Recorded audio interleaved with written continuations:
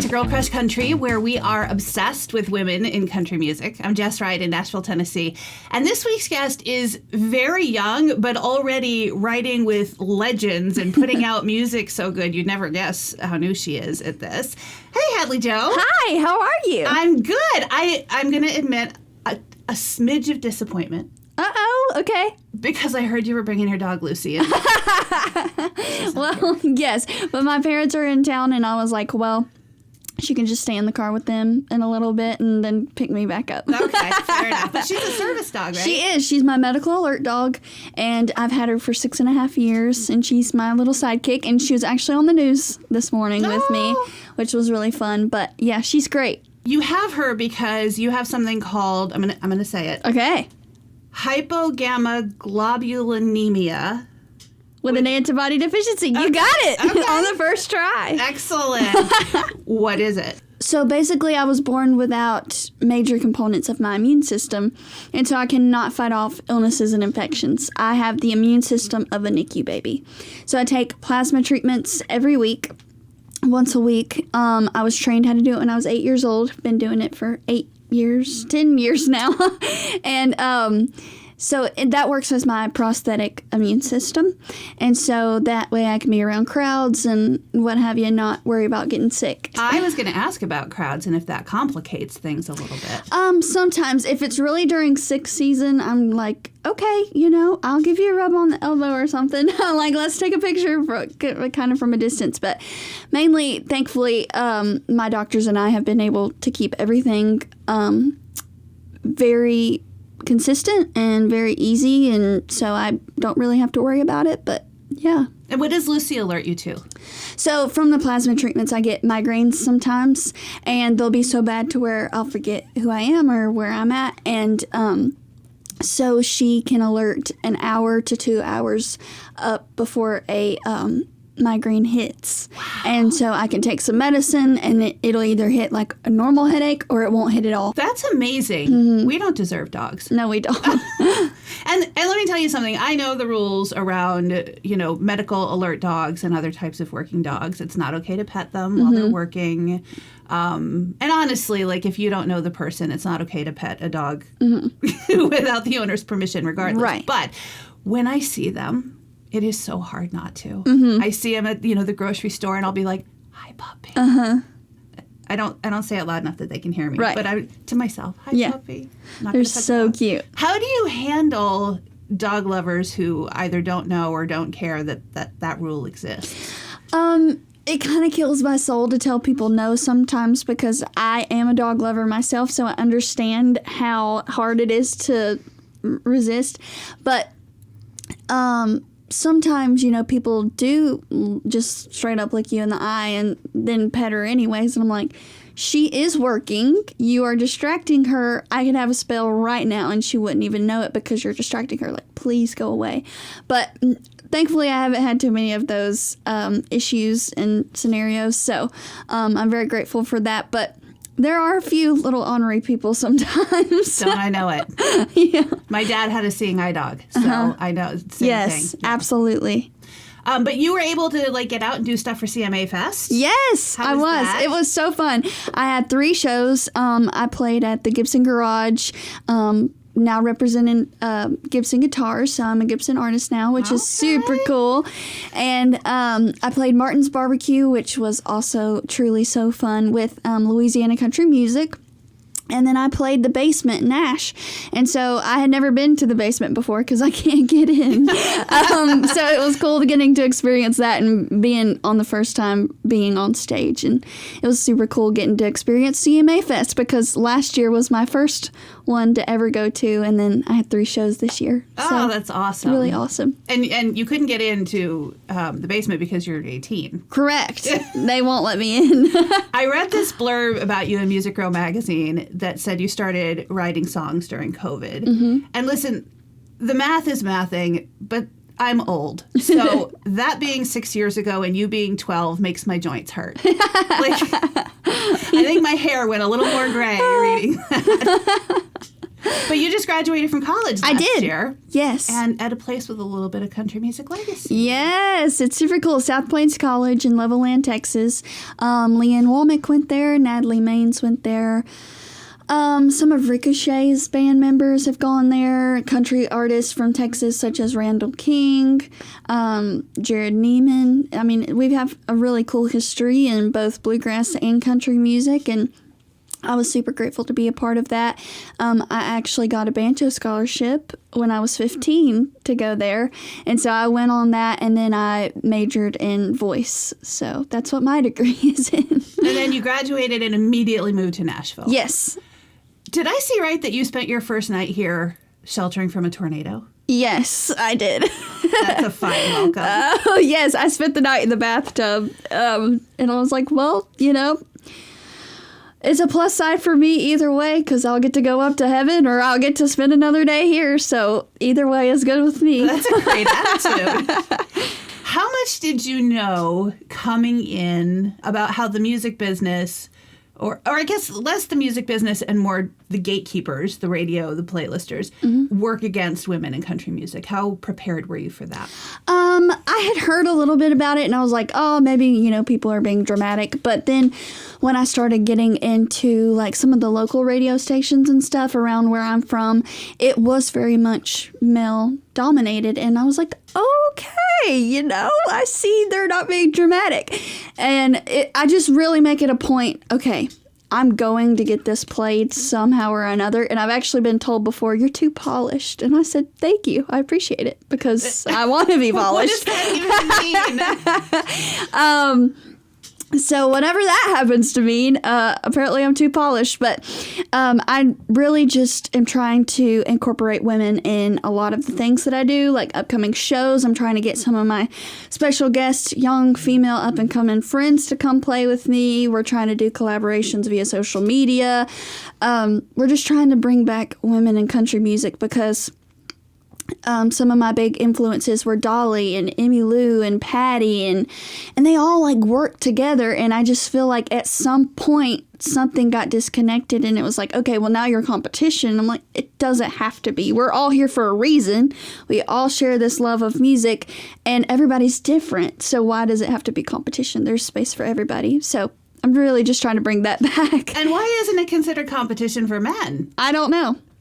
I do not know. I spent some time in Texas. I did radio in a few towns in Texas. And that good old boy network is a real thing. It is a real thing, indeed. Have you felt like you've gotten support from other women in the business? Yes and no. There's been a few, like when I was growing up in the business a little bit, that I was kind of looked down on, like, oh yeah, you know, you're just a kid trying to do this. Like, just keep going-ish. But mainly I've gotten a lot of support of, hey, let's write a song. Let me help you do this. Let me show you how to do this. And just kind of being my mentor. A big one for me was a lady named Shelly Lane out of the Woodlands, Texas. And during COVID, when I started writing songs, she was my very first co-write. And it was over Zoom, and she just taught me everything. And when I got my first cut, I got to call her and thank her for showing me everything that she had and not seeing me as competition or a threat and what have you. So mainly, I have been very supported in this business, which I am very thankful for because I know that is few and far between sometimes. But yeah, that's kind of my take on that. You basically hit the ground running when you got to town, right? Because you weren't here 5 minutes and you're already writing with Vince Gill Yeah. multiple times. How did that happen? My good friend Sharon Vaughn, she wrote My Heroes Have Always Been Cowboys and several hits, and I've always looked up to her, and she doesn't even know that, but she was going to be moving to New York, and she said, I want you up here when you graduate college, come live in my condo. And I said, okay. And so I moved in there, and she kind of took me under her wing, and it's like, okay, let's get in with Steve Warner. Let's get in with Vince Gill. Let's get in with some of these heavy hitter writers to kind of introduce you to everything. And I was petrified because I had just got here. And yes, I had been coming back and forth to town for 5 years, but it's a whole different story when you're actually here every single day throughout. And, Yeah, so I was scared, but I got in, and the Vince Gill thing was one of my favorites. We went in the first day, we rode at Vince's house, and it was mainly just getting to know each other, like, what's your favorite color, where are you from, that kind of stuff. And then the second time that we wrote is when we wrote Nothing Like They Used to Be, which is the one that he put on his record. And you can say that again. You recorded your song. Yes. And so we wrote this song, and he was like, I have this idea, and it just kind of fell out. And then we got done with the song, and it was time to make a little work tape of it. And he goes, do you want to sing it? And I was like, oh, my voice is messed up. And, I was lying through my teeth. I was lying through my teeth. I was like, there's no way I'm about to sing this demo, and I'm in the room with Vince Gill. I'm going to have his voice on my phone. And so he sang it, and we walked away that day, and I really didn't think anything about it. I was like, oh, I have this song with Vince, but I didn't think anything would, happen of it. And then he put it on his 50 Years From Home, Lonely's What I Do, EP number 5, and it was the first track, which was super neat, and I'm so shocked, really. I'm still pinching myself every day, but it's so great, and God bless Vince Gill. You know what? He's just such a kind and humble person. Mm-hmm. He has no business being as humble as he is. Truly, yes. He could just walk around being like, I'm Vince Gill, bitches. He does not do that. No. He'll go, I wrote a song. Yeah. Maybe it's okay. I know. No, you're Vince Gill. Mm-hmm. I know. Right now. I know. The day we wrote to, it was so funny because I dressed up a little bit because I was like, okay, I'm going to Vince Gill's house. I got to really look presentable. He came out in basketball shorts and a graphic t-shirt and Gucci loafers. I was like, of course. Mm-hmm. Yeah. Mm-hmm. But he does. One of the things I love about him is how supportive he is of newer artists. He's so supportive. Yes. I went to, I don't know if you've been to country radio seminar yet. Mm-mm. But every year, one of the labels, the label that Vince is on, puts on a lunch at the Ryman, and they, bring out their artists to sing a song. Oh, wow. It's like a whole parade of artists. It's really cool. And one year, I just remember seeing him, the other artists would go back to their dressing room or whatever they're doing. They're talking backstage, whatever. Vince was side stage watching every single act, including the newer artists. Yeah. And I just thought, that's class. Yes, it so is. It really is. You also already have a publishing deal. Yes, I do. Sony. Yes. That's huge. Yes. I was riding with Bill Anderson one day at Sony. I was just riding with Bill Anderson. I still pinch myself about that too. Vince Gill. I was riding with the legend Bill Anderson. I know. No big deal. And I had gotten tickled in the right because I write on my computer or my phone, and that day I was on my phone, and he said, "Now look here, kid. If you ever want to go back old school, here's you a Bill Anderson pencil so you can start writing some hits on." And I still have it. I haven't even sharpened it because I'm like, I don't want it to go away. I want to keep this thing. But after that, Bill was like, hey, I'm going to go say hey to Rusty. Do you want to come with me? I am ashamed to say this, but at the moment, it did not register with me who Rusty was. And it was Rusty Gunson, who is at Sony. And so we go in there, and as we're walking from our writing room to Rusty's office, he goes, hey, by the way, I don't know if you know anything about Rusty, but he's from Texas. There's you something to talk about. And I said, okay. And so we get in there, and I say, hey, Rusty, I'm Hadlie Joe. I'm from Texas, too. I heard you were, too. And we just hit it off, and he said, I actually have a meeting with you today at 4 o'clock. Then the light bulb went off. Oh, that's Rusty. And so I went in that day and played him some songs, and it just kind of fell in my lap, and it was the perfect thing that I could ask for as a young writer. And my co-publisher, Whitney Dane, is with Great Dane Music, and that's a great scenario, too. And I really could not ask for a better team with Great Dane Music and Sony.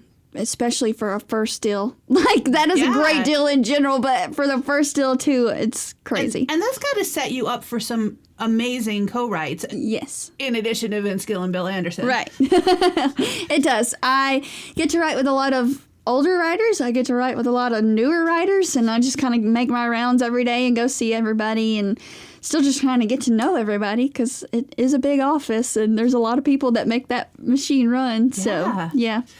You know, for a lot of people, the kind of crazy fast success that you've had can kind of lead them to crash out. I mean, especially if it happens at a really young age, which it has for you. How do you keep yourself grounded when Vince Gill is recording your song and a major publishing company is hiring you to write songs, and it's pretty inevitable that the more life you live, the better your songs are going to get? How do you keep your feet on the ground? That's a good question. Well, first off, I could not do it without Jesus. I'm a big Jesus fan. He's helped me through a lot of things, but my mom and dad have been huge supporters as well. They have always been very there for me in any way that they could be, and so they're my biggest fans for sure, and they keep me going. But balancing can be hard sometimes because, you know, it's like, okay, go have friends, but don't have too much fun. Go have fun, but don't have too much fun. Go do this, but don't do that. You know, it's like so much to balance. And then you're trying to live enough to write good songs about it, but then not go wild and possibly get in trouble, you know? I don't know. Trouble can make something fun. Not for me. I'm not going to encourage trouble. I'm a minor, but I'm just saying sometimes trouble can be good in songs. Yes. That's why I like to write from third person a lot of the times and kind of live the story through somebody else. But yeah, I feel like it's just whenever I get overwhelmed sometimes of, oh my gosh, you know, I got this many songs to turn in. I need to turn this in. I got this demo to sing. I have to, you know, all this kind of stuff. I go back to when I was 10 years old in my room learning how to play guitar and how I just imagined and dreamed of so many things.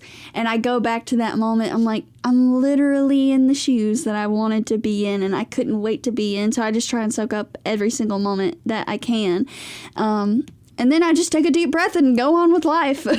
But yeah, I feel like that's my big part is just looking back and being like, I've done it. This is what I've been working for, so I'm just going to live it up while I'm here because I hope to succeed even more, but it's just taken every day at a time. Well, let's talk about some of the music because you have put out so much music already. Yes. Just this year, Mirrors and Smoke. Yes. Which is a super traditional breakup song. In fact, this thing is so well written and so polished, like you said. I actually was like, is this a cover that I'm just not familiar with? Like, I literally Googled to see if it was, to see if somehow I didn't know about this song. Yeah.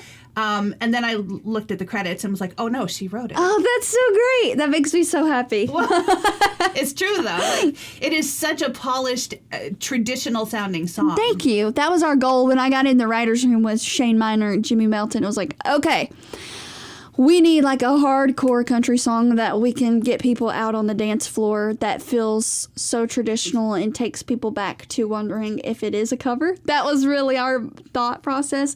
And so the fact that it actually worked means so much to us. Things was your second release this year. Was that from your first night in Nashville? It was. The next day I had to write with Jimmy Melton and Mikey Mobley. And I went in from sleeping in the bathtub and I was like, oh my gosh, you know, I'm so stiff. I can't hardly move. I don't know if we're going to be able to, you know, write. And I was just being very dramatic. And then Jimmy told me, he said, well, you know, because Jimmy lives out in Henderson, Tennessee. So he's 2 hours west of Nashville. And so he drove in for the write and he said, well, I'm thankful I got here because the town right next to us got completely blown away. And I realized very quickly how grateful I was to be able to sleep in a bathtub and wake up in the bathtub with a stable roof over my head. And so we started writing things and, you know, they're not just things. They are things, but everything has a meaning. It's just your whole life story and little trinkets. And so we realized they're not just things. Yeah. You released God Made Mama just in time for Mother's Day. You're super close with your mom. I'm super close. My mom's one of my best friends. And you wrote that one solo. I wrote it with Susan Gibson. Oh, you did? Yes. The credits need to be fixed then because it's... My credits have been crazy lately. Yeah. No, it showed that you wrote that you were the only writer on that one. So That's let's so give wild. credit where it's due. Yeah. Susan Gibson, who wrote Wide Open Spaces for the Dixie Chicks. That was also during the time that I was writing with Shelley Lane. And Susan was one of my second co-writes, and she would Zoom in with me. And we wrote a song for Dolly Parton, and it was like, okay, let's really kind of get serious on this. And so we wrote a song for my mom, and it's really special to me. Let me rewind a little bit. You wrote a song for Dolly Parton? She didn't record it. We wrote it. I wish. We just wrote a song about Dolly Parton. I should have said that. Okay. Yes. Okay. Fair. Because, Dolly is the matron saint of Girl Crush Country. Absolutely. We launched on her birthday intentionally. So. I love that. Yeah. I love Dolly Parton. She's my favorite person in this world. And so I was like, I waited with Susan. I was like, I have this idea for Dolly. We got to get it to Dolly. And, 12-year-old me was big dreaming. But hey, who knows? Dolly might hear it one day and actually make it something. To introduce you. It'll be fine. That's right. I feel like at this point you have more connections in this town than I do. So I'm going to be calling you when I need to get in touch with somebody. So just recently you put out Summertime. Yes. Did I see correctly that you co-produced that? I did. The credits also got messed up on that. I was one of the writers on that song as well. But yes, I did co-produce it with Jimmy Melton. Was that your first No, I have co-produced all of my music. Really cool. I think this is the first one that I'm really listed on because I feel like I was more hands-on in the studio this time, and the other times I was in the producer chair. But I was like, Jimmy knows what he's doing way more than I do, so I'm just going to sit back and learn and observe what he's doing.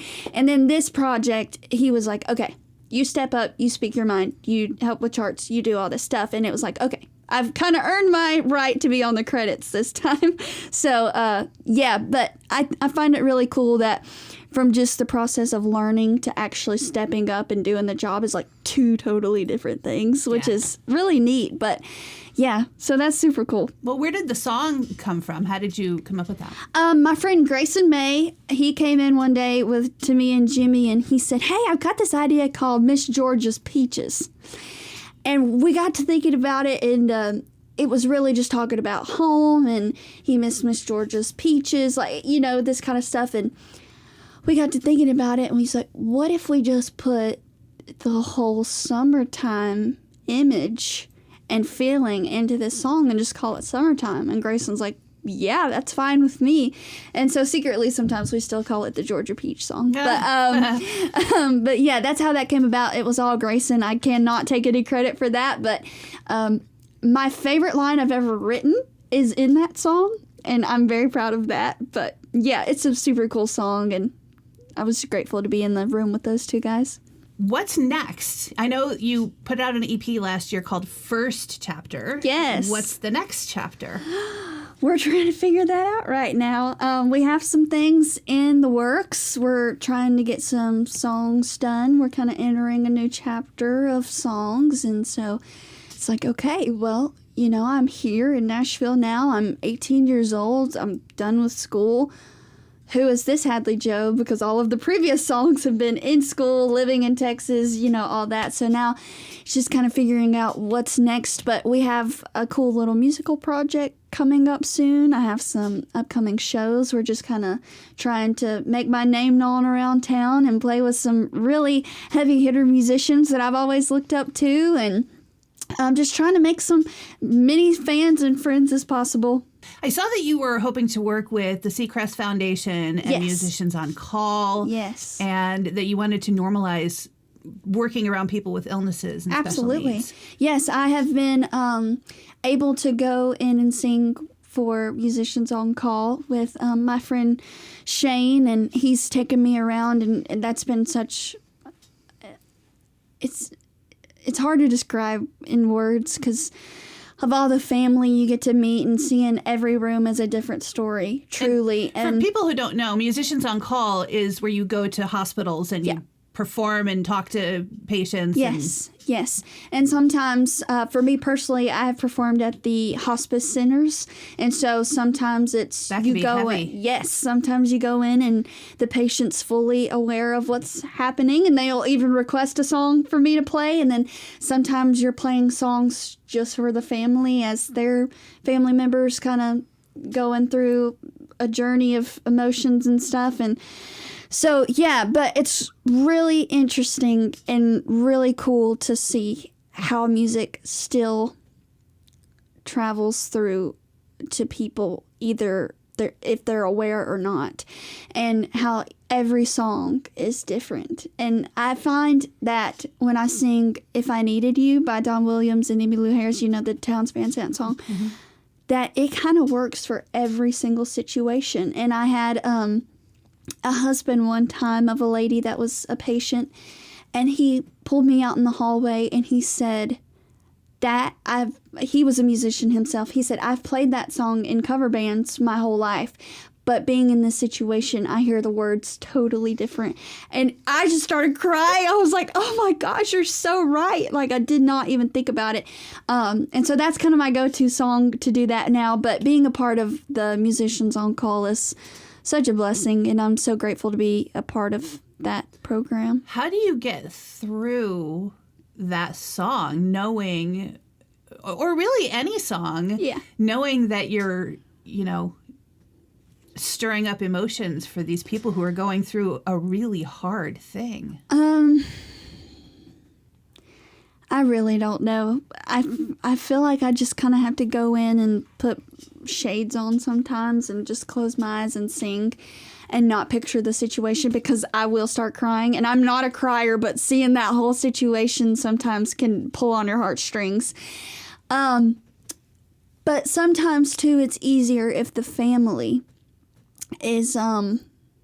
sometimes they really get into the music, and so they'll be singing along with me, and that makes it a lot easier, because it's like, yes, we're like, this is a joyous moment, we're doing this and what have you. But yeah, if it's a hard situation, I'd really just close my eyes and just try and get through. I can't even imagine having been on the family member side of that. Absolutely. Like, I can't. I got interviewed one time about why I was raising money for St. Jude Children's Research Hospital, and I was trying to talk about my friend's little girl who passed.